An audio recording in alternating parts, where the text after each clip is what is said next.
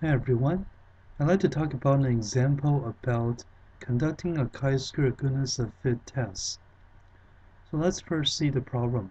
Records of when randomly selected births were obtained and categorized according to the day of the week that they occur. Because babies are unfamiliar with our schedule of weekdays, a reasonable claim is that births occur on the different days with equal frequency. So we have the data set below, and we'd like to use a 0.01 significance level to test the claim. So first, let's input this data set, which is the number of births for these 7 days on our calculator.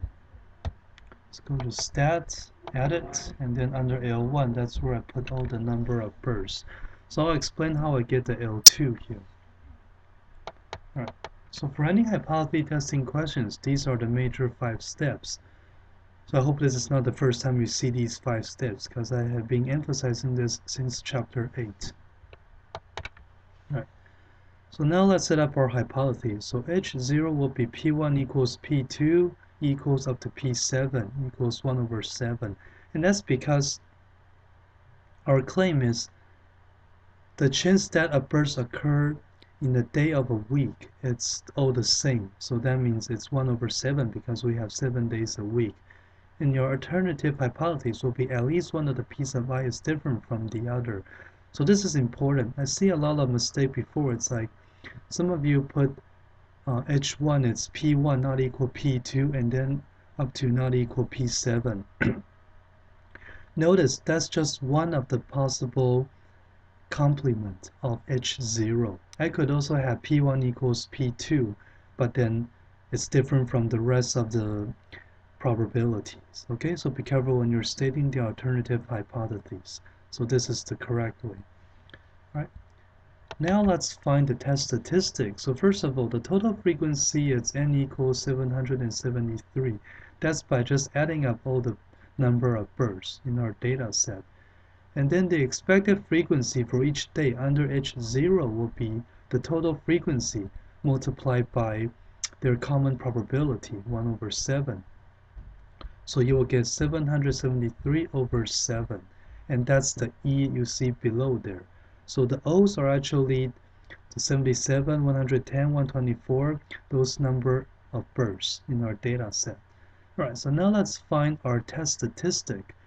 So we have chi-square equals the sum of O minus E squared over E. Alright, so I'll show you the work here, but let's see how we can do this in our calculator. So L2 will be where you put the E's, and in this case all the E's are equal to 773 over 7.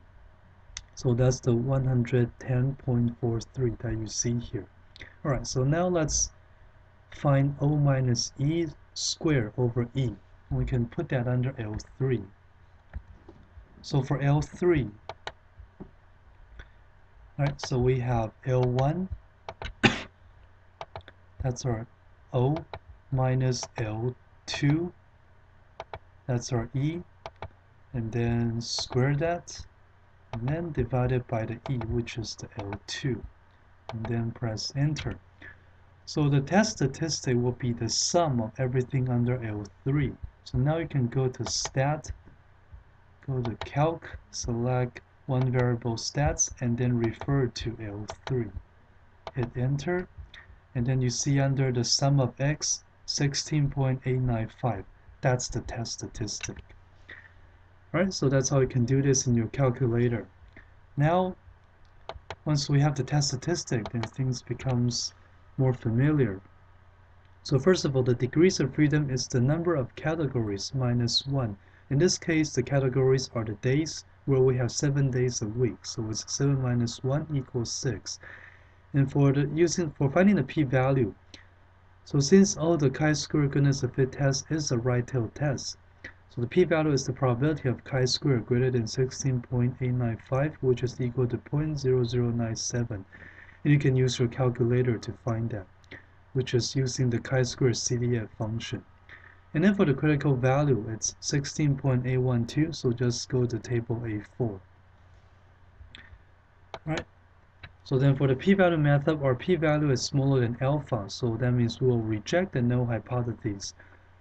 For the critical value or the traditional method, so our critical region will be the chi-square greater than our critical value, so chi-square greater than 16.812.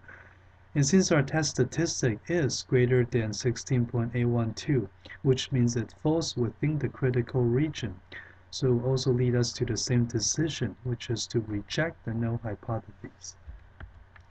Finally, the conclusion will be there is sufficient evidence to warrant rejection of the claim that births occurs on different days with equal frequency.